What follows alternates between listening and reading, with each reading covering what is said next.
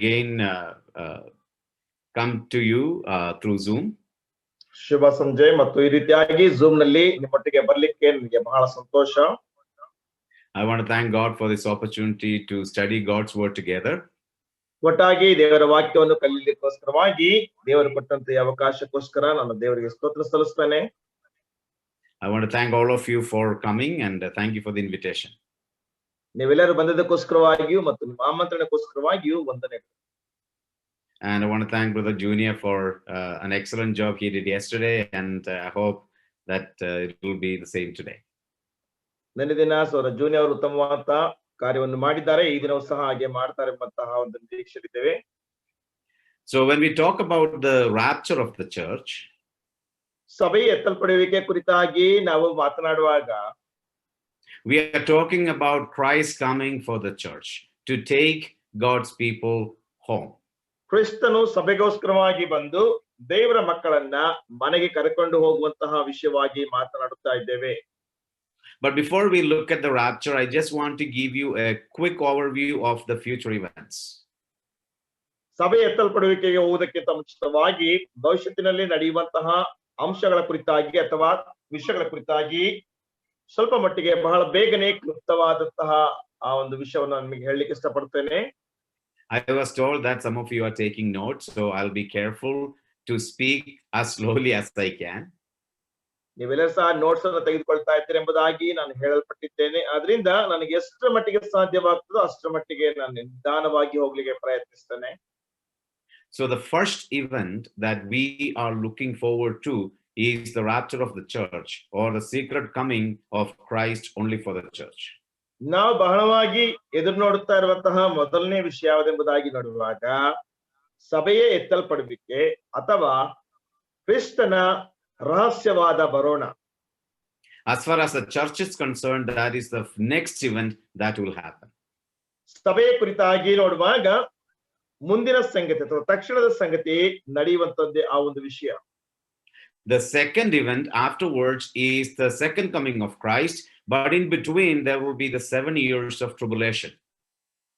ಎರಡನೇ ಘಟನೆ ಮತ್ತು ಕರ್ತನಾದ ಯೇಸು ಕ್ರಿಸ್ತನು ಬರುವಂತಹ ಎರಡನೇ ಬರಣದ ಮಧ್ಯದಲ್ಲಿ, ಅಂದ್ರೆ ಎರಡನೇ ಬರಣದ ಮೊದಲನೇ ವಿಷಯಕ್ಕೂ ಮತ್ತು ಎರಡನೇ ಸಾರಿಗೂ ಮಧ್ಯದಲ್ಲಿ 7 ವರ್ಷಗಳ ಕಾಲ ಇದೆ.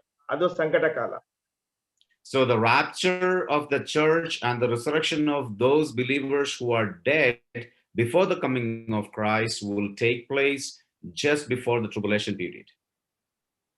ಸಭೆಯ ಎತ್ತಲ್ಪಡುವಿಕೆ ಮತ್ತು ಕರ್ತನಾದ ಯೇಸು ಕ್ರಿಸ್ತನು ಬರುವುದಕ್ಕಿಂತ ಮುಂಚಿತವಾಗಿ ಕ್ರಿಸ್ತನಲ್ಲಿ ಮರಣ ಹೊಂದಿದಂತಹ ವಿಶ್ವಾಸಿಗಳು ನ್ಯಾಯತೀರ್ಪು ಅಥವಾ ಆ ಒಂದು ಸಂಕಟ ಕಾಲಕ್ಕಿಂತ ಮುಂಚಿತವಾಗಿ ಎತ್ತಲ್ಪಡುತ್ತಾರೆ.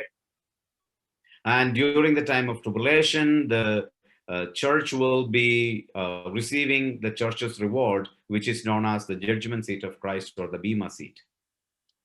ಸಂಕಟ ಕಾಲದ ಅವಧಿಯಲ್ಲಿ ಆ ಒಂದು ಸಭೆಯು ಕ್ರಿಸ್ತನ ಜೊತೆಯಲ್ಲಿ ಇದ್ದುಕೊಂಡು ಸಭೆಗೆ ಬರಬೇಕಾದಂತಹ ವಿಶ್ವಾಸಿಗಳಿಗೆ ಬರಬೇಕಾದಂತಹ ಬಹುಮಾನಗಳನ್ನು ಪಡೆದುಕೊಳ್ಳುತ್ತಾ ಇರುತ್ತಾರೆ.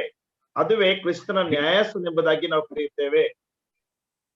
This happens during the time of tribulation. The church will not be in the tribulation. Church will be with Christ in heaven. ಇದು ಸಂಕಟ ಕಾಲದ ಸಮಯದಲ್ಲಿ ನಡೆಯುವಂತಹ ಒಂದು ವಿಷಯವಾಗಿದೆ. ಆದ್ರೆ ಸಂಕಟ ಕಾಲ ಈ ಭೂಲೋಕದಲ್ಲಿ ನಡೆಯುವಂತಹ ಸಮಯದಲ್ಲಿ ಸಭೆಯು ಈ ಭೂಮಿಯ ಮೇಲೆ ಇರುವುದಿಲ್ಲ. ಸಭೆಯು ಕ್ರಿಸ್ತನೊಟ್ಟಿಗೆ ಮಧ್ಯಾಕಾಶದಲ್ಲಿ ಇರುವಂತದ್ದಾಗಿದೆ. At the end of the 7 year of tribulation, the Christ will come back, and that is known as the second coming of Christ. ಸಂಕಟ ಕಾಲದ ಅಂತ್ಯದಲ್ಲಿ ಕ್ರಿಸ್ತನು ತಿರುಗಿ ಬರುತ್ತಾನೆ. ಅದುವೇ ಕ್ರಿಸ್ತನ ಎರಡನೇ ಬರೋಣ ಎಂಬುದಾಗಿ ಕರೆಯಲ್ಪಡುತ್ತದೆ. At that point, what we read in Revelation 24-6, the first resurrection will happen. ಆ ಸಮಯದಲ್ಲಿಯೇ ನಾವು ಪ್ರಕಟಣೆ ಗ್ರಂಥ 20ನೇ ಅಧ್ಯಾಯ 4ರಿಂದ 6ನೇ ವಚನದವರೆಗೆ ನಾವು ಓದುವಂತಹ ಸಮಯದಲ್ಲಿ ಅಲ್ಲಿ ಆ ಒಂದು ಸಂಕಟ ಕಾಲ ನಡೆಯುತ್ತದೆ ಎಂಬುದಾಗಿ ನೋಡ್ತೇವೆ. Right after that, within that time itself, there is something known as the sheep and goat judgment that will happen just before the millennium is ushered in. ಅದಕ್ಕಿಂತ ಸ್ವಲ್ಪ ಮುಂಚಿತವಾಗಿ ಕುರಿಗಳಿಗೂ ಮತ್ತು ಮೇಕೆಗಳಿರುವಂತಹ ಒಂದು ವ್ಯತ್ಯಾಸ ಉಂಟು ಮಾಡುತ್ತದೆ. One second, please. at the coming of Christ, at the second coming of Christ, there will be a judgment known as the sheep and goat judgment. This will happen just before the millennial kingdom begins, the 1,000-year reign of Christ. ಆ ಒಂದು 1000 ವರ್ಷಗಳ ಆಳ್ವಿಕೆಗಿಂತ ಮುಂಚಿತವಾಗಿ ಮೇಕೆ ಮತ್ತು ಕುರಿಗಳ ಒಂದು ನ್ಯಾಯ ತೀರ್ಪು ಎಂಬುದಾಗಿ ಕರೆಯಲ್ಪಡುವಂತಹ ಒಂದು ನ್ಯಾಯ ತೀರ್ಪು ನಡೆಯುವಂತದ್ದಾಗಿದೆ. We read about that in Matthew's Gospel 25, chapter 25, verses 30 to following. ನಾವು ಅದನ್ನ ಮತ್ತಾಯನ ಸುವಾರ್ತೆ 25ನೇ ಅಧ್ಯಾಯದ 32ನೇ ವಚನದಿಂದ ಮುಂದಕ್ಕೆ ನಾವು ಓದ್ತೇವೆ. Afterwards, there will be the 1,000-year reign of Christ, that is known as the millennial kingdom, and that is primarily meant for the Jewish nation. ಅದರ ನಂತರ ಕ್ರಿಸ್ತನ 1000 ವರ್ಷಗಳ ಆಳ್ವಿಕೆ ನಡೆಯುವಂತದ್ದಾಗಿದೆ. ಅದು ವಿಶೇಷವಾಗಿ ಯಹೂದ್ಯರಿಗೋಸ್ಕರವಾಗಿ ನಡೆಯುವಂತಹ ಒಂದು ರಾಜ್ಯಾಧಿಕಾರವಾಗಿದೆ. At the end of the 1,000-year reign of Christ, or at the end of the millennial kingdom, there will be a great war again, that is known as the Gog-Magog war. 1000 ವರ್ಷಗಳ ಆಳ್ವಿಕೆಯ ನಂತರದಲ್ಲಿ, ಸ್ವಲ್ಪ ನಂತರದಲ್ಲಿಯೇ ಆ ಒಂದು ಯುದ್ಧವು ನಡೀಲಿಕ್ಕಿದೆ. ಆ ಯುದ್ಧದ ಹೆಸರೇ ಗೋಗ್-ಮಾಗೋಗ್ ಯುದ್ಧ ಎಂಬುದಾಗಿ ನಾವು ನೋಡ್ತೇವೆ.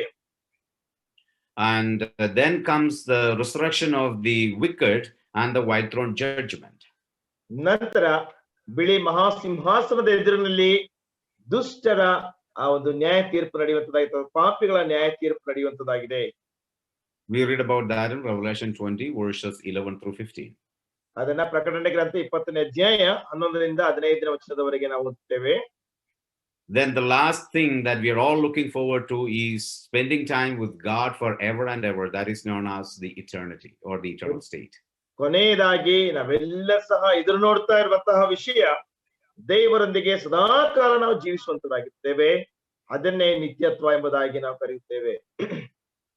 So we are looking forward to the coming of Christ, which is the next event. ನಾವು ಮುಂದೆ ನಡೆಯುವಂತಹ ಒಂದು ವಿಷಯಕ್ಕೋಸ್ಕರವಾಗಿ ಎದುರು ನೋಡ್ತಾ ಇರುವಂತಹ ಒಂದು ಅಂಶವೇನೆಂಬುದಾಗಿ ನೋಡುವಾಗ, ಕ್ರಿಸ್ತನ ಬರೋಣಕ್ಕೋಸ್ಕರವಾಗಿ ನಾವು ಎದುರು ನೋಡ್ತಾ ಇದ್ದೇವೆ.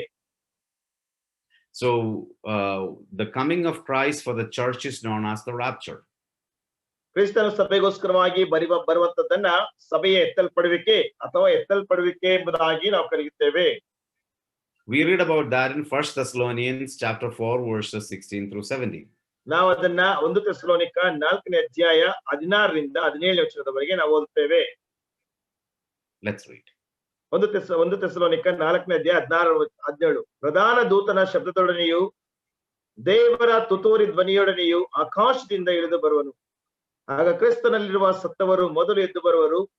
ಆಮೇಲೆ ಜೀವದಿಂದ ಇಳಿರುವ ನಾವು ಅಂತರಿಕ್ಷದಲ್ಲಿ ಕರ್ತನನ್ನು ಎದುರುಗೊಳ್ಳುವುದಕ್ಕಾಗಿ ಅವರ ಸಂಗಡಲೇ ಮೇಘವಾಹನರಾಗಿ ಪಕ್ಕನೆ ಒಯ್ಯಲ್ಪಡುವೆವು. ಹೀಗಾಗಿ ನಾವು ಸದಾಕಾಲವು ಕರ್ತನ ಜೊತೆಯಲ್ಲಿರುವೆವು.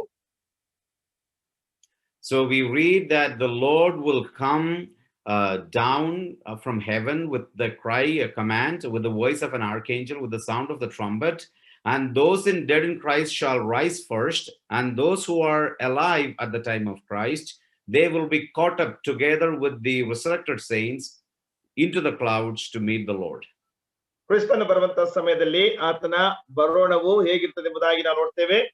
ಮತ್ತು ಆತನಲ್ಲಿ ಸತ್ತವರು ಆತನೊಂದಿಗೆ ಎದ್ದು ಬರುವರು ಮತ್ತು ಉಳಿದಿರುವಂತಹ ಜೀವದಿಂದ ಇಡುವಂತಹ ನಾವು ಅವರೊಂದಿಗೆ ಮೇಘವಾಹನರಾಗಿ ಪಕ್ಕನೆ ಒಯ್ಯಲ್ಪಡುವೆವು. The word rapture itself is not found in the Bible. ಎತ್ತಲ್ಪಡುವಿಕೆ ಅಥವಾ ರ್ಯಾಪ್ಚರ್ ಎನ್ನುವಂತಹ ಪದ ಸತ್ಯವೇದದಲ್ಲಿ ಕಂಡು ಬರುವುದಿಲ್ಲ. But the idea is very much present in the Bible. ಆದ್ರೆ ಅದರಲ್ಲಿರುವಂತಹ ಒಂದು ಆಲೋಚನೆ, ಐಡಿಯಾ ದೇವರ ವಾಕ್ಯದಲ್ಲಿ ಬಹಳವಾಗಿ ಅಸ್ತಿತ್ವದಲ್ಲಿದೆ. And the idea comes out of verse 17 here. ಇಲ್ಲಿ ಆ ಒಂದು ಆಲೋಚನೆ ಬರುವಂತದ್ದು 17ನೇ ವಚನದಲ್ಲಿ. Where in English it is written caught up. It comes from the Greek word which means seize, snatch away, carry off, or drag away. English ನಲ್ಲಿ ಕಾಟ್ up ಎಂಬುದಾಗಿ, ಕನ್ನಡದಲ್ಲಿ ಒಯ್ಯಲ್ಪಡುತ್ತೇವೆ ಎಂಬುದಾಗಿ ನೋಡ್ತೇವೆ. ಅದರ ಮೂಲ ಭಾಷೆ ಸೀಸ್ ಅಂದ್ರೆ ಆ ಒಂದು ಉದ್ದೇಶಪೂರ್ವಕವಾಗಿ ಅಥವಾ ಒತ್ತಾಯಪೂರ್ವಕವಾಗಿ ಎಳೆಯಲ್ಪಡುವುದು ಎಂಬುದಾಗಿ ಅದರ ಅರ್ಥ. So we are looking forward to the coming of Christ, and that is known as the rapture of the church. The church, Christ will come in the air or in the clouds, and the church will be resurrected to meet the Lord. Those who are dead in Christ will be resurrected. The saints who are alive will be transformed and will be raptured and will be caught up to meet the Lord in the air. ನಾವು ಕ್ರಿಸ್ತನ ಬರೋಣಕ್ಕೋಸ್ಕರವಾಗಿ ನಾವು ಕಾಯ್ತಾ ಇದ್ದೇವೆ. ಕ್ರಿಸ್ತನ ಮಧ್ಯಾಕಾಶಕ್ಕೆ ಮೇಘಗಳಲ್ಲಿ ಬರ್ತಾನೆ. ಮತ್ತು ಸಭೆಯು ಆತನ ಬಳಿಯಲ್ಲಿ ಇರುವುದಕ್ಕೋಸ್ಕರವಾಗಿ ಅಥವಾ ಸಭೆಯು ಆತನ ಬಳಿಗೆ ಒಯ್ಯಲ್ಪಡ್ತದೆ ಮತ್ತು ವಿಶ್ವಾಸಿಗಳು ಆತನ ಬಳಿಗೆ ಒಯ್ಯಲ್ಪಡುವಂತರಾಗಿದ್ದಾರೆ. We read in 1 Thessalonians chapter 1 verse 10 and 1 Peter 1:13 like this. 1 Thessalonica 1:10 ಮತ್ತು 1 ಪೇತ್ರ 1:13 ಈ ರೀತಿಯಾಗಿ ನಾವು ಓದ್ತೇವೆ. We are looking forward to the coming of Jesus Christ. ನಾವು ಕರ್ತನಾದ ಯೇಸು ಕ್ರಿಸ್ತನ ಬರೋಣಕ್ಕೋಸ್ಕರವಾಗಿ ಎದುರು ನೋಡ್ತಾ ಇದ್ದೇವೆ. He will come to fulfill that promise to us. ಮತ್ತು ಆ ಒಂದು ವಾಗ್ದಾನವನ್ನು ನೆರವೇರಿಸುವುದಕ್ಕೋಸ್ಕರವಾಗಿ ಆತನು ಬರುವಂತವನಾಗಿದ್ದಾನೆ. But until his coming, we are asked to set our hope on the Lord Jesus Christ and the grace that will be revealed at his coming. ಆತನು ಬರುವವರೆಗೆ ನಾವು ಕರ್ತನಾದ ಯೇಸು ಕ್ರಿಸ್ತನ ಮೇಲೆ ನಮ್ಮ ನಿರೀಕ್ಷೆ ಇಟ್ಟುಕೊಂಡವರಾಗಿ ಆತನು ನಮಗೆ ತೋರಿಸಿದಂತಹ ಅಥವಾ ಪ್ರಕಟಿಸಿದಂತಹ ಕೃಪೆಯಲ್ಲಿ ನಾವು ನಿರತರಾಗಿರಬೇಕು. We again read in 1 Corinthians 16:22 concerning the coming of the Lord. It says, "Our Lord come." 1 ಕೊರಿಂಥ 16:22 ವಚನದಲ್ಲಿ ಮತ್ತೊಂದು ಆವರ್ತಿ ನಾವು ಓದ್ತೇವೆ. ಅಲ್ಲಿ ನಾವು ನೋಡುವಂತ ಸಮಯದಲ್ಲಿ ನಮ್ಮ ಕರ್ತನು ಬರುತ್ತಾನೆ. And we can see a few more verses with regard to the promise of the coming of Christ. ಮತ್ತು ಇನ್ನು ಕೆಲವು ವಚನಗಳನ್ನು ಸಹ ಕರ್ತನ ಬರೋಣದ ವಿಷಯದಲ್ಲಿ ನಾವು ನೋಡ್ತೇವೆ. We read in Revelation 1:7 that behold he is coming with the clouds. ಪ್ರಕಟಣೆ 1:7 ನೋಡ್ತೇವೆ ಆತನು ಮೇಘಗಳೊಡನೆ ಬರುತ್ತಾನೆ ಎಂಬುದಾಗಿ ನೋಡ್ತೇವೆ. In Revelation 22:12 the Lord Jesus Christ says that behold I am coming soon.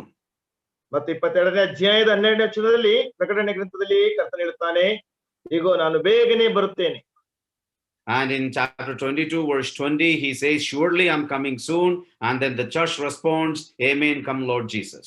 22ನೇ ಅಧ್ಯಾಯದ ಕೊನೆಯ ವಚನದಲ್ಲಿ ಆತನು ಹೇಳುವಂತವನಾಗಿದ್ದಾನೆ, ನಾನು ಬೇಗನೆ ಬರುತ್ತೇನೆ ಎಂಬುದಾಗಿ ಹೇಳುವಾಗ ಸಭೆಯು ಪ್ರತಿಕ್ರಿಯಿಸುವಂತದ್ದೇನೆಂದ್ರೆ ಆಮೇನ್, ಯೇಸುವೇ ಬೇಗನೆ ಬಾ.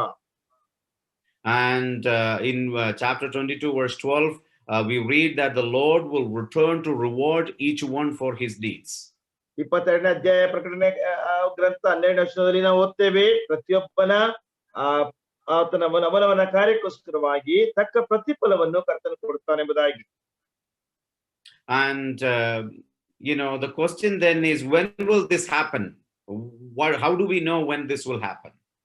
ಇಲ್ಲಿರುವಂತ ಪ್ರಶ್ನೆ ಏನಂದ್ರೆ ಇದು ಯಾವಾಗ ಆಗ್ತದೆ ಮತ್ತು ಹೇಗೆ ನಡೀತದೆ ಎಂಬುದಾಗಿ ನಮಗೆ ಹೇಗೆ ಗೊತ್ತಾಗ್ತದೆ? Everyone wants to know the timing of the coming of Christ. ಕ್ರಿಸ್ತನ ಬರೋಣದ ಸಮಯದ ಕುರಿತಾಗಿ ಅಥವಾ ಆತನು ಯಾವಾಗ ಬರ್ತಾನೆ ಎಂಬುದಾಗಿ ಎಲ್ಲರೂ ತಿಳ್ಕೊಳ್ಬೇಕೆಂಬಂತ ಆಶೆಯುಳ್ಳವರಾಗಿರ್ತಾರೆ.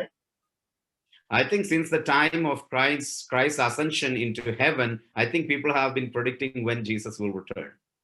ಕ್ರಿಸ್ತನು ಪರಲೋಕಕ್ಕೆ ಆರೋಹಣವಾದಂತಹ ಸಮಯದಿಂದಲೂ ಸಹ ಜನರು ಕ್ರಿಸ್ತನು ಯಾವಾಗ ಬರುತ್ತಾನೆಂಬಂತಹ ವಿಷಯದ ಕುರಿತಾಗಿ ಅವರು ಹೇಳುತ್ತಲೇ ಬಂದಿದ್ದಾರೆ. Like when we turned into the 21st millennia in 2000, there was a little bit of commotion. People were saying, some prophets were prophesying, saying that Christ will come in the year 2000. 2020ನೇ ಇಸ್ವಿ ಅಥವಾ 21ನೇ ಶತಮಾನಕ್ಕೆ ನಾವು ಕಾಲಿಡುವಂತಹ ಸಮಯದಲ್ಲಿ ಅನೇಕ ಪ್ರವಾದಿಗಳೆಂಬುದಾಗಿ ಅನಿಸಿಕೊಂಡಂತವರು ಮತ್ತು ಅನೇಕ ಜನರು ಹೇಳ್ತಾ ಬಂದಂತಹ ವಿಷಯವೇನೆಂದ್ರೆ 2020ನೇ ಇಸ್ವಿಗೆ ಕ್ರಿಸ್ತನು ಬರ್ತಾನೆ.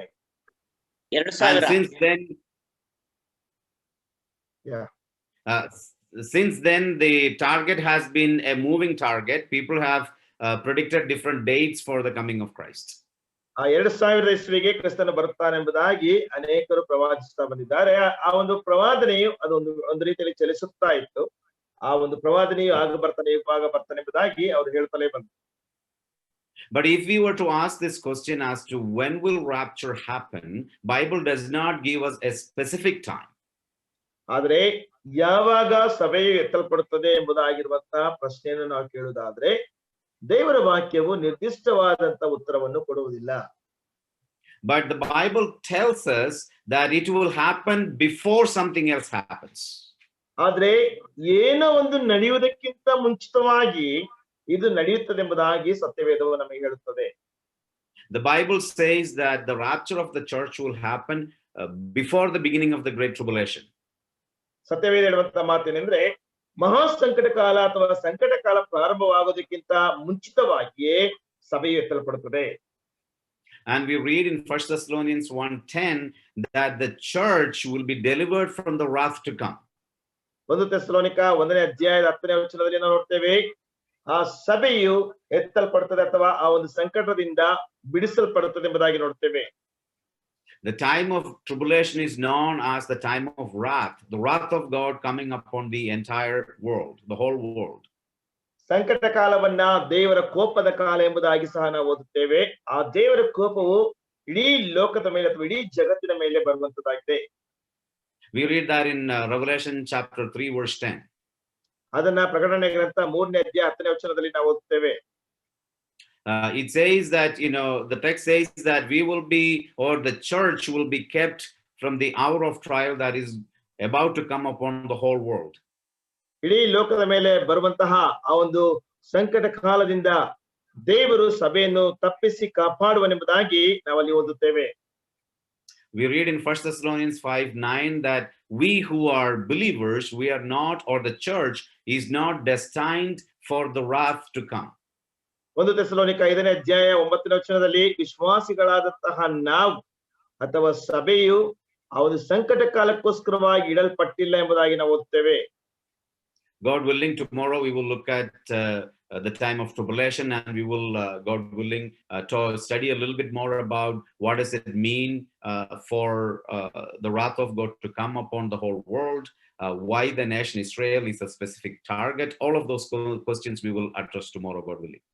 ಒಂದು ವೇಳೆ ದೇವರ ಚಿತ್ತವಿರೋದಾದ್ರೆ ನಾಳೆ ಆ ಸಂಕಟ ಕಾಲ ಯಾಕೆ ಬರ್ತದೆ ಮತ್ತು ಯಾಕೆ ಇಸ್ರಾಯೇಲರು ಬಹಳ ಪ್ರಾಮುಖ್ಯವಾದಂತಹ ಒಂದು ವಿಷಯವಾಗಿದ್ದಾರೆ ಮತ್ತು ಅನೇಕ ವಿಷಯಗಳನ್ನ ನಾಳಿನ ದಿನದಲ್ಲಿ ನಾವು ಸ್ವಲ್ಪ ವಿವರವಾಗಿ ಕಲಿಯೋಣ. Then it will become even more clear that the church will not go through tribulation. ಆ ಸಮಯದಲ್ಲಿ ನಿಮಗೆ ಇನ್ನೂ ಸ್ಪಷ್ಟವಾಗ್ತದೆ ಏನಂದ್ರೆ ಸಭೆಯು ಸಂಕಟ ಕಾಲದಲ್ಲಿ ಹೋಗುವುದಿಲ್ಲ ಎಂಬಂತಹ ವಿಷಯ ನಿಮಗೆ ಬಹಳ ಸ್ಪಷ್ಟವಾಗ್ತದೆ. But until then, let's just understand that the church is not destined to go through the time of wrath, which is the time of tribulation.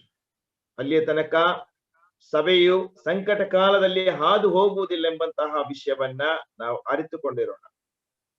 And in Ephesians 5:6, it is written that the wrath of God is coming upon the children of disobedience, the sons of disobedience. So it is not supposed to come upon the church. ಎಫೆಸದವರಿಗೆ ಬರೆದ ಪತ್ರಿಕೆ 5ನೇ ಅಧ್ಯಾಯದ 6ನೇ ವಚನದಲ್ಲಿ ಆ ದೇವರ ಕೋಪವು ಆ ಒಂದು ಅಂಧಕಾರದ ಕೃತ್ಯಗಳ ಮೇಲಿರುವಂತವರ ಮೇಲೆ ಅಥವಾ ಅವಿಧೇಯರಾಗಿರುವಂತವರ ಮೇಲೆ ಬರ್ತದೆ ಹೊರತು ಸಭೆಯ ಮೇಲೆ ಬರುವುದಿಲ್ಲ ಎಂಬುದಾಗಿ ನೋಡುತ್ತೇವೆ. Then again, if we were to ask when will this come, we read in 1 Thessalonians 5:1-10 that the coming of Christ will be like the coming of thief at night. ಮತ್ತು ಇದು ಯಾವಾಗ ನಡೀತದೆ ಎಂಬುದಾಗಿ ಮತ್ತೆ ಕೇಳುವಂತ ಸಮಯದಲ್ಲಿ 1 ಥೆಸಲೋನಿಕ 5ನೇ ಅಧ್ಯಾಯ 10ನೇ ವಚನದಲ್ಲಿ ನಾವು ನೋಡುವ ಪ್ರಕಾರವಾಗಿ ಈ ಕರ್ತನ ಬರೋಣದ ವಿಷಯದಲ್ಲಿ ನಾವು ನೋಡುವಾಗ ಆತನ ಬರೋಣವು ಒಂದು ಕಳ್ಳನು ಬರುವಂತೆ ಬರುತ್ತಾನೆ. It will be sudden, it will be unannounced. ಅದು ತಕ್ಷಣವೇ ಆಗುವಂತದ್ದು ಮತ್ತು ಅದೊಂದು ಅನೌನ್ಸ್ ಅಥವಾ ಉದ್ಘೋಷಣೆ ಮಾಡದೇ ಇರುವಂತದ್ದು.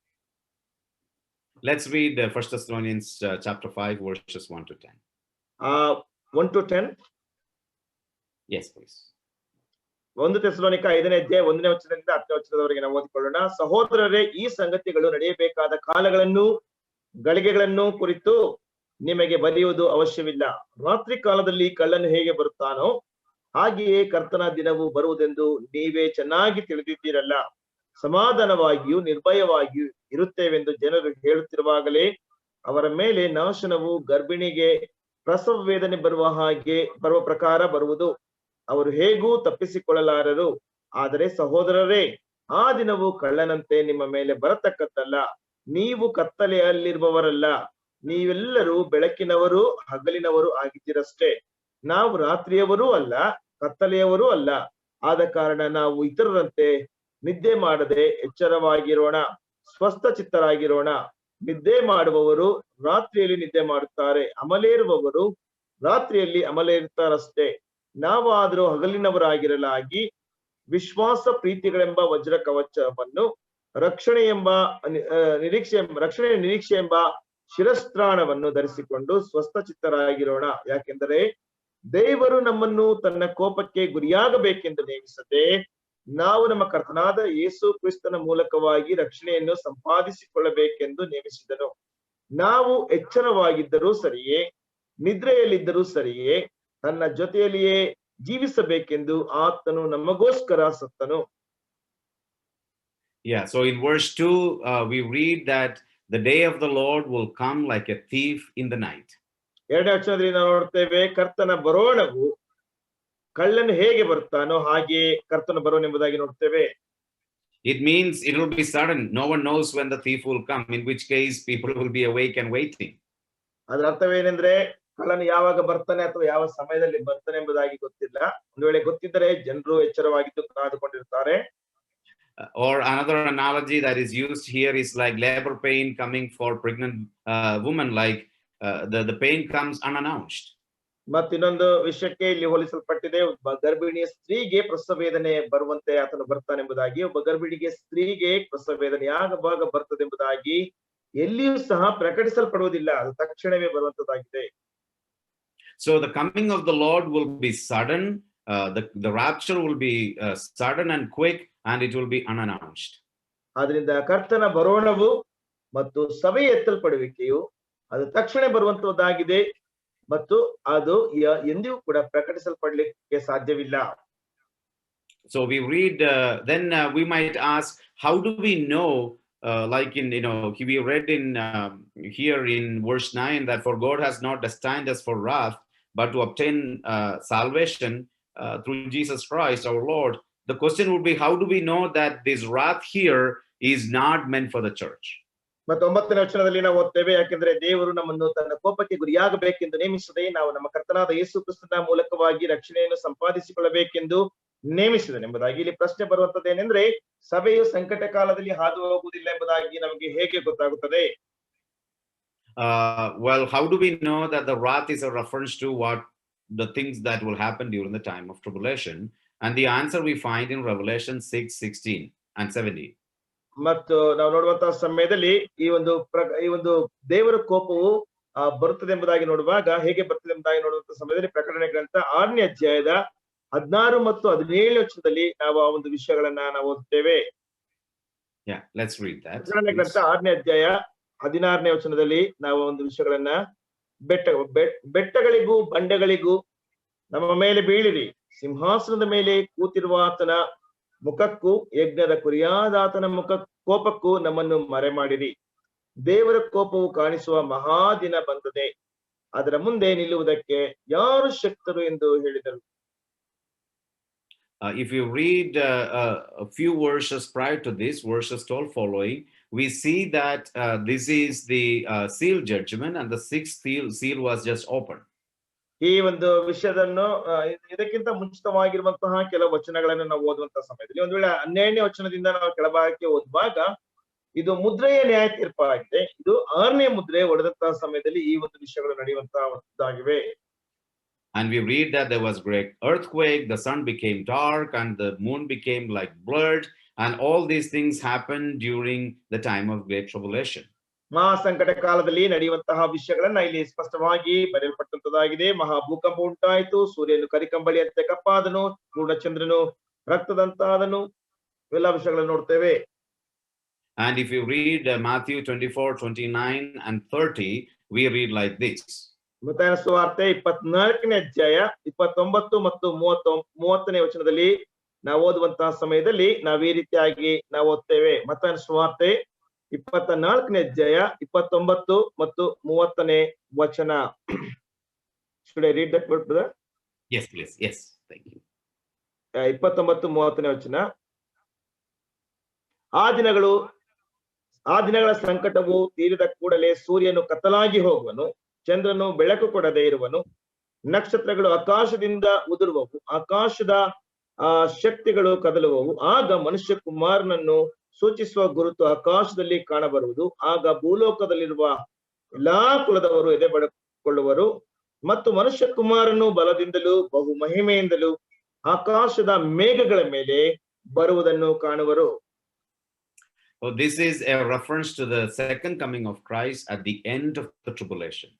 ಇದು ಮಹಾ ಸಂಕಟ ಕಾಲದ ನಂತರ ಕರ್ತನಾದ ಯೇಸು ಕ್ರಿಸ್ತನು ಎರಡನೇ ಸಾರಿ ಬರುವಂತಹದ್ದನ್ನು ಸೂಚಿಸುವಂತದ್ದಾಗಿದೆ. But of course, we don't find any of these kind of signs for the coming of Christ for the church. Therefore, we must understand that these things will happen at the end of tribulation, at the end of the 7 year of tribulation. ಆದ್ರೆ ಕರ್ತನು ಸಭೆಗೋಸ್ಕರವಾಗಿ ಬರುವಂತಹ ಸಮಯದಲ್ಲಿ ಈ ರೀತಿಯಾದಂತಹ ಯಾವುದೇ ರೀತಿಯಾದಂತಹ ಸೂಚನೆಗಳನ್ನು ನಾವು ಕಾಣದೇ ಇರೋದ್ರಿಂದ ಅಥವಾ ನೋಡದೇ ಇರೋದ್ರಿಂದ ನಾವು ಖಂಡಿತವಾಗಿ ಸಹ ಅರ್ಥ ಮಾಡಿಕೊಳ್ಳಬೇಕಾದಂತಹ ವಿಷಯವೇನೆಂದ್ರೆ ಈ ಒಂದು ಸೂಚನೆಗಳು ನಡೆಯುವಂತದ್ದು ಮಹಾ ಸಂಕಟ ಕಾಲದ ಅಂತ್ಯದಲ್ಲಿ. Then if we do not know when this will happen, some people might ask, well, at least are there any signs for the coming of the rapture? ಒಂದು ವೇಳೆ ಇದು ಯಾವಾಗ ನಡೆಯುತ್ತದೆ ಎಂಬುದಾಗಿ ನಮಗೆ ಖಚಿತ. ಕೆಲವು ಜನರು ಕೇಳ್ಬೋದು, ಕರ್ತನ ಬರೋಣಕ್ಕೋಸ್ಕರವಾಗಿ ಅಥವಾ ಸಭೆ ಎತ್ತಲ್ಪಡಿಕೆಗೋಸ್ಕರವಾಗಿ ಏನಾದ್ರೂ ಸೂಚನೆಗಳು ಅಥವಾ ಚಿಹ್ನೆಗಳಿದೆಯಾ ಎಂಬುದಾಗಿ. But if we, some people would take Matthew's Gospel chapter 24. ಕೆಲವು ಜನರು ಮತ್ತಾಯನ ಸುವಾರ್ತೆ 24ನೇ ಅಧ್ಯಾಯವನ್ನು ತೆಗೆದುಕೊಳ್ಳುತ್ತಾರೆ. Verses 6 following, all the way to the end of the chapter. In fact, all the way to the end of chapter 25, chapters 24 and 25 of Matthew's Gospel. Some people will take this passage and interpret them as the signs of the coming of Christ. 6ನೇ ಅಧ್ಯಾಯದ 24ನೇ ಅಧ್ಯಾಯ 6ನೇ ವಚನದಿಂದ 25ನೇ ಅಧ್ಯಾಯದ ಕೊನೆಯ ವಚನದವರೆಗೆ 24, 25 ಎರಡು ಅಧ್ಯಾಯಗಳನ್ನು ತೆಗೆದುಕೊಂಡು ಕೆಲವು ಜನರು ಈ ರೀತಿಯಾಗಿ ಅವರು ಉಲ್ಲೇಖಿಸುವಂತದ್ದು ಅಥವಾ ಈ ರೀತಿಯಾಗಿ ಅವರು ವ್ಯಾಖ್ಯಾನಿಸುವಂತದ್ದೇನೆಂದ್ರೆ ಕರ್ತನಾದ ಯೇಸು ಕ್ರಿಸ್ತನ ಬರೋಣದ ಸೂಚನೆಗಳು ಇವು ಎಂಬುದಾಗಿ ಹೇಳುವಂತವರಾಗಿರುತ್ತಾರೆ. But if we turn to Matthew's Gospel chapter 24 verses 15 following, this is what we read. ಆದ್ರೆ ಮತ್ತಾಯನ ಸುವಾರ್ತೆ 24ನೇ ಅಧ್ಯಾಯದ 15ನೇ ವಚನದಿಂದ ನಾವು ನೋಡುವಾಗ ಈ ವಿಷಯವನ್ನು ನಾವು ಓದುತ್ತೇವೆ. Let's read Matthew's Gospel chapter 24 verses 15 following. 24ನೇ ಅಧ್ಯಾಯ 15ನೇ ವಚನದಿಂದ ನಾವು ಮುಂದಕ್ಕೆ ಓದೋಣ. ಮತ್ತಾಯನ ಸುವಾರ್ತೆ, ಆದುದರಿಂದ ಪ್ರವಾದಿಯಾದ ದಾನಿಯೇಲನು ಹೇಳಿದಂತಹ ಹಾಳು ಮಾಡುವ ಅಸಹ್ಯ ವಸ್ತು ಪವಿತ್ರ ಸ್ಥಾನದಲ್ಲಿ ನಿಂತಿರುವುದನ್ನು ನೀವು ಕಾಣುವಾಗ ಇದನ್ನು ಓದುವವನು ತಿಳಿದುಕೊಳ್ಳಲಿ. ಯೂದಾಯದಲ್ಲಿರುವವರು ಬೆಟ್ಟಗಳಿಗೆ ಓಡಿ ಹೋಗಲಿ. ಮಾಳಿಗೆಯ ಮೇಲೆ ಇರುವವನು ತನ್ನ ಮನೆಯೊಳಗಿರುವುದನ್ನು ತೆಗೆದುಕೊಳ್ಳುವುದಕ್ಕೆ ಇಳಿಯದೆ, ಹೊಲದಲ್ಲಿರುವವನು ತನ್ನ ಹೊದಿಕೆಯನ್ನು ತೆಗೆದುಕೊಳ್ಳುವುದಕ್ಕೆ ಹಿಂತಿರುಗಿ ಬಾರದೆ ಓಡಿ ಹೋಗಲಿ. ಆದ್ರೆ ಆ ದಿನಗಳಲ್ಲಿ ಬಸುರಿಯರಿಗೂ ಮೊಲೆಕೂಸಿರುವ ಹೆಂಗಸರಿಗೂ ಆಗುವ ಕಷ್ಟವನ್ನು ಏನು ಹೇಳಲಿ. up to verse 24 please.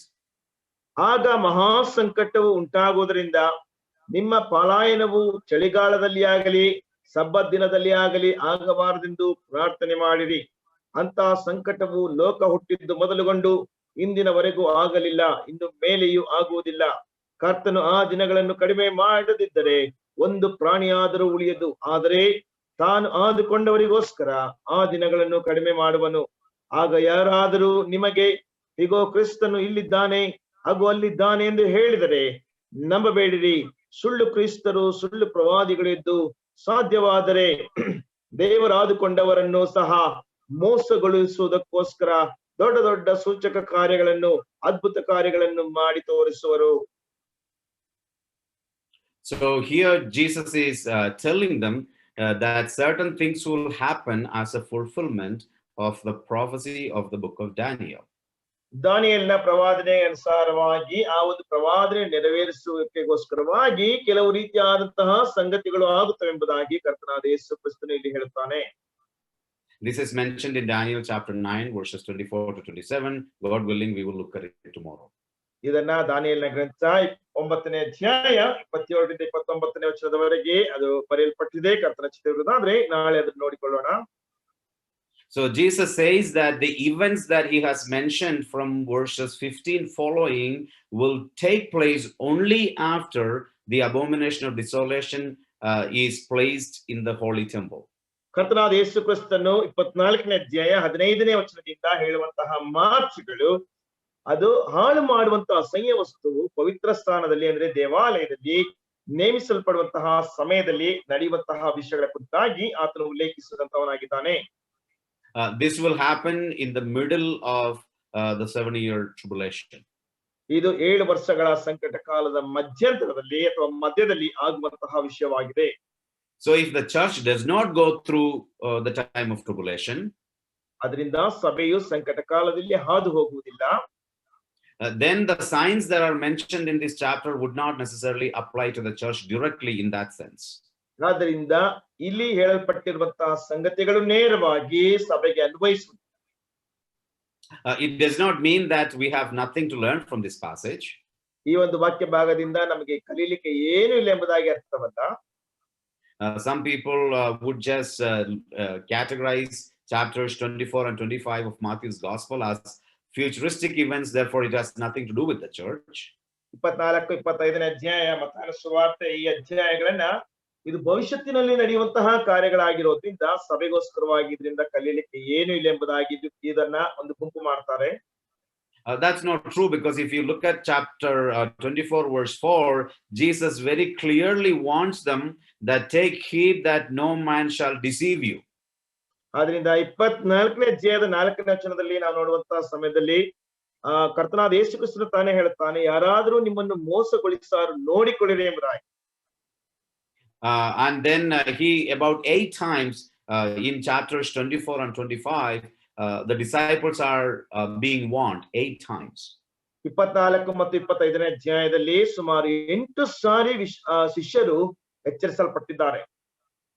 They are being warned that many will come as in the name of Christ. Many false prophets will come and they will try to dissuade them from their faith. ಯೇಸು ಕ್ರಿಸ್ತನ ಹೆಸರಿನಲ್ಲಿ ಅನೇಕ ಸುಳ್ಳು ಪ್ರವಾದಿಗಳು ಬಂದು ಅವರನ್ನು ನಾಶ ಮಾಡ್ತಾರೆ ಎಂಬುದಾಗಿ 8 ಸಾರಿ ಶಿಷ್ಯರು ಈ ಒಂದು ಸ್ಥಳದಲ್ಲಿ ಅವರು ಎಚ್ಚರಿಸಲ್ಪಟ್ಟಿದ್ದಾರೆ. They will be persecuted for their faith. ಅವರ ನಂಬಿಕೆಯನ್ನು ಅವರು ಹಿಂಸಿಸ್ತಾರೆ. But they are encouraged to not lose heart. ಆದ್ರೆ ಅವರು ತಮ್ಮ ಧೈರ್ಯವನ್ನು ಕಳೆದುಕೊಳ್ಳಬಾರದು ಎಂಬುದಾಗಿ ಇಲ್ಲಿ ಪ್ರೋತ್ಸಾಹಿಸಲ್ಪಟ್ಟಿದೆ. Then some people might misunderstand that means that all this passage applies to the church in its entirety. ಕೆಲವು ಸಾರಿ ಕೆಲವು ಜನರು ಈ ಒಂದು ವಾಕ್ಯ ಭಾಗವನ್ನ ಈ ರೀತಿಯಾಗಿ ಅಭಿಪ್ರಾಯವನ್ನು ಮಾಡಿಕೊಂಡು ಅಥವಾ ತಪ್ಪಾಗಿ ಅರ್ಥ ಮಾಡಿಕೊಂಡು ಈ ಒಂದು ವಾಕ್ಯ ಭಾಗವು ಸಭೆಗೋಸ್ಕರವಾಗಿಯೇ ಅನ್ವಯಿಸಲ್ಪಟ್ಟಿದೆ ಎಂಬುದಾಗಿ ತಿಳಿದುಕೊಳ್ಳುತ್ತಾರೆ. So how do we understand the role of the disciples here? ಇಲ್ಲಿ ಶಿಷ್ಯರ ಒಂದು ಪಾತ್ರವನ್ನ ನಾವು ಹೇಗೆ ಅರ್ಥ ಮಾಡಿಕೊಳ್ಳಲಿಕ್ಕೆ ಸಾಧ್ಯ? The disciples are actually doing a double lifting here. ಇಲ್ಲಿ ಶಿಷ್ಯರು, meaning they are representing 2 groups of people at the same time. ಇಲ್ಲಿ ಶಿಷ್ಯರು 2 ಗುಂಪಿನ ಜನರನ್ನ ಒಂದೇ ಸಾರಿ ಅವರು ಪ್ರತಿನಿಧಿಸುವಂತವರಾಗಿ ಕಂಡು ಬರ್ತಾರೆ. They represent the church and also they represent the people of Israel as Jewish nation. ಅವರು ಸಭೆಯನ್ನು ಪ್ರತಿನಿಧಿಸುತ್ತಾರೆ ಮತ್ತು ಇಸ್ರಾಯೇಲರನ್ನ ಯಹೂದ್ಯ ಜನಾಂಗವನ್ನು ಸಹ ಅವರು ಪ್ರತಿನಿಧಿಸುವಂತವರಾಗಿರುತ್ತಾರೆ. Because if you look at the disciples, the occasion for this particular teaching of Christ was because of the question of the disciples. ಈ ಒಂದು ಕರ್ತನಾದ ಯೇಸು ಕ್ರಿಸ್ತನ ಈ ಒಂದು ನಿರ್ದಿಷ್ಟವಾದಂತಹ ಉಪದೇಶ ಯಾಕೆಂಬುದಾಗಿ ನೋಡುವಾಗ ಕರ್ತನ ಶಿಷ್ಯರು ಕೇಳಿದಂತಹ ಒಂದು ಪ್ರಶ್ನೆ ನಿಮಿತ್ತವಾಗಿ the disciples they had just along with Jesus had just crossed from Jerusalem. They just crossed the Hinnom Valley and moved to Mount of Olives. As they were sitting on the Mount of Olives, they were looking back at the temple of Jerusalem and they were marveling at the temple. ಕರ್ತನಾದ ಯೇಸು ಕ್ರಿಸ್ತನ ಜೊತೆಯಲ್ಲಿ ಶಿಷ್ಯರು ನಡೆದುಕೊಂಡು ಬರ್ತಾ ಇರುವಂತಹ ಸಮಯದಲ್ಲಿ ಹಿನ್ನನ್ ಕಣಿವೆಯನ್ನು ದಾಟಿ ಅವರು ಯೆರೂಸಲೇಮಿನ ದೇವಾಲಯದ ಕಡೆಗೆ ಬಂದು ದೇವಾಲಯದ ಮೇಲೆ ದೇವಾಲಯದ ಬಳಿಯಲ್ಲಿ ಕೂತುಕೊಂಡು ಅಥವಾ ಆ ಒಂದು ಎಣ್ಣೆ ಮರಗಳ ಗುಡ್ಡದ ಬಳಿಯಲ್ಲಿ ಕೂತುಕೊಂಡು ಹಿಂದಕ್ಕೆ ನೋಡಿ ಆ ದೇವಾಲಯವನ್ನು ನೋಡ್ತಾ ಇರುವಾಗ ದೇವಾಲಯದ ಕುರಿತಾಗಿ ಅವರು ಬಹಳ ಆಶ್ಚರ್ಯ ಪಡ್ತಾರೆ. They were looking at the temple and they were really marveling at it. And Jesus says, you know what? There will come a time when not one stone will be left on this temple, or the entire temple will be destroyed. ದೇವಾಲಯವನ್ನು ನೋಡಿ ಶಿಷ್ಯರು ಬಹಳ ಆಶ್ಚರ್ಯಚಕಿತರಾಗಿ ಕರ್ತನಾದ ಯೇಸು ಕ್ರಿಸ್ತನ ಸಮಯದಲ್ಲಿ ಹೇಳುವಂತಹ ಮಾತೇನೆಂದ್ರೆ ಈ ಒಂದು ಸಮಯ ಬರ್ತದೆ, ಆ ಸಮಯದಲ್ಲಿ ಈ ದೇವಾಲಯದ ಕಲ್ಲು ಒಂದು ಕಲ್ಲಿನ ಮೇಲೆ ಒಂದು ಉಳಿಯುವುದಿಲ್ಲ. Then the disciples wanted to know when these things will happen. ಆಗ ಈ ಸಂಗತಿಗಳು ಯಾವಾಗ ಆಗ್ತದೆ ಎಂಬುದಾಗಿ ಶಿಷ್ಯರು ತಿಳ್ಕೊಳ್ಬೇಕೆಂಬುದಾಗಿ ಬಯಸಿದ್ರು. So Jesus is now telling the disciples when these things will happen, but what things should proceed before all of these events happen. ಹಾಗೆ ಯೇಸು ಕ್ರಿಸ್ತನ ಈ ಸಂಗತಿಗಳು ಯಾವಾಗ ಆಗ್ತವೆ ಮತ್ತು ಈ ಎಲ್ಲಾ ಸಂಗತಿಗಳು ನಡೆಯುವುದಕ್ಕಿಂತ ಮುಂಚಿತವಾಗಿ ಯಾವ ಸಂಗತಿಗಳು ಇದಕ್ಕಿಂತ ಮುಂಚಿತವಾಗಿ ನಡೆಯುತ್ತವೆ ಎಂಬುದಾಗಿ ಈ ಎಲ್ಲಾ ವಿಷಯಗಳನ್ನು ಅವರಿಗೆ ವಿವರಿಸುತ್ತಾನೆ. As far as the temple of Jerusalem is concerned, that was the most important and significant place for the nation Israel. ದೇವಾಲಯದ ಕುರಿತಾಗಿ ನಾವು ನೋಡುವಂತಹ ಸಮಯದಲ್ಲಿ ಯಹೂದ್ಯರಿಗೆ ಅಥವಾ ಇಸ್ರಾಯೇಲರಿಗೆ ಬಹಳ ಮಹತ್ವವಾದಂತಹ ಒಂದು ಪ್ರದೇಶವಾಗಿದೆ ಮತ್ತು ಇದು ಬಹಳ ಪ್ರಾಮುಖ್ಯವಾದಂತಹ ಒಂದು ಸ್ಥಳವಾಗಿದೆ. In that sense, these people, the disciples, were representing the nation Israel. ಆ ಒಂದು ರೀತಿಯಲ್ಲಿ ಅರ್ಥ ಮಾಡಿಕೊಳ್ಳುವಾಗ ಈ ಶಿಷ್ಯರು ಇಸ್ರಾಯೇಲ್ ಜನಾಂಗವನ್ನು ಪ್ರತಿನಿಧಿಸುವಂತವರಾಗಿರುತ್ತಾರೆ. But because they are part of the church, the disciples are part of the church, as we read in Ephesians chapter 2, that they are the foundation on which the church is being built. The disciples are certainly not to expect to go through the time of tribulation. ಹಾಗೆಯೇ ಶಿಷ್ಯರು ಸಭೆಯನ್ನು ಸಹ ಪ್ರತಿನಿಧಿಸುವುದರಿಂದ ಎಫೆಸದವರಿಗೆ ಬರೆದ ಪತ್ರಿಕೆ 2ನೇ ಅಧ್ಯಾಯದಲ್ಲಿ ನಾವು ನೋಡುವಂತಹ ಸಮಯದಲ್ಲಿ ಅವರ ಆ ಸಭೆಯ ಅಪೊಸ್ತಲರು ಎಂಬಂತಹ ಅಸ್ತಿವಾರದ ಮೇಲೆ ಕಟ್ಟಲ್ಪಡುತ್ತಾ ಇದೆ ಎಂಬುದಾಗಿ ನಾವು ನೋಡುವಾಗ ಶಿಷ್ಯರು ಅಥವಾ ಅಪೊಸ್ತಲರು ಸಭೆಯನ್ನು ಸಹ ಪ್ರತಿನಿಧಿಸುವುದರಿಂದ ಆ ಸಭೆಯು ಈ ಸಂಕಟ ಕಾಲದಲ್ಲಿ ಹಾದು ಹೋಗುವುದಿಲ್ಲ ಎಂಬುದಾಗಿ ನಾವು ಸ್ಪಷ್ಟವಾಗಿ ನಾವು ನೋಡ್ತೇವೆ. The signs that are given are the signs of the second coming of Christ. That will happen at the end of tribulation. ಇಲ್ಲಿ ಕೊಡಲ್ಪಟ್ಟಂತಹ ಸೂಚನೆಗಳು ಕರ್ತನಾದ ಯೇಸು ಕ್ರಿಸ್ತನ ಎರಡನೇ ಬರಣದ ಸಮಯದಲ್ಲಿ ನಡೆಯುವಂತಹ ಒಂದು ಸೂಚನೆಗಳು. ಆ ಒಂದು ಕಾಲ ಮಹಾ ಸಂಕಟ ಕಾಲದ ಕಡೆಯ ಭಾಗದಲ್ಲಿ ಅಥವಾ ಕೊನೆಯಲ್ಲಿ ನಡೆಯುವಂತಹ ಸಂಗತಿಗಳಾಗಿವೆ. These signs will begin to happen from the beginning of the time of tribulation. So the people now will know that the coming of Christ is at hand. ಈ ಒಂದು ಸಂಗತಿಗಳು ಅಥವಾ ಈ ಒಂದು ಸೂಚನೆಗಳು ಸಂಕಟ ಕಾಲದ ಪ್ರಾರಂಭದಿಂದ ಅವು ಪ್ರಾರಂಭವಾಗುವಂತದ್ದಾಗಿದೆ. ಆ ಸಮಯದಲ್ಲಿ ಅಲ್ಲಿರುವಂತಹ ಜನರು ಕ್ರಿಸ್ತನ ಬರೋಣದ ಕಾಲ ಅದು ಬಂದಿದೆ ಎಂಬುದಾಗಿ ಆ ಸಮಯದಲ್ಲಿ ಜನರು ಅವರು ತಿಳ್ಕೊಳ್ಳುವಂತವರಾಗಿರ್ತಾರೆ ಈ ಒಂದು ಸೂಚಕ ಕಾರ್ಯಗಳು ಅಥವಾ ಈ ಒಂದು ಸೂಚನೆಗಳನ್ನು ನೋಡಿ.